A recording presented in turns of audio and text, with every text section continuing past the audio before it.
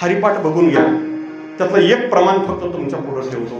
रामकृष्ण उच्चार अनंत राशी तप पापाचे कळप पळती पुढे.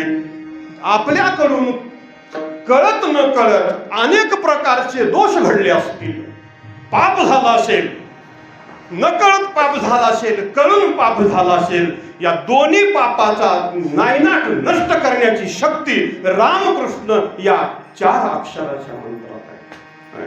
पापाचे कळप पळती पुढे. रामकृष्ण नाम हे 4 अक्षराचा मंत्र आहे. आमच्या दोषाचं निवारण करणारा आहे. म्हणून रामकृष्ण या नामाचा उच्चार मंत्राचा उच्चार करावा. तुम्ही म्हणाल राम रमवतो, कृष्ण काय करतो? तर कृष्ण हे करतो की ज्याच्या चित्तात रामकृष्ण या मंत्राचा सार्थ दीप तेवत आहे, त्याला आपल्याकडे ओढून घेतो. ओढून घेणे म्हणजे आकर्षित करणे. कृष्ण हा आकर्षित करतो, राम हा रमवतो आणि कृष्ण हा आकर्षित करतो. म्हणून रामकृष्ण मंत्राचा उच्चार करावा.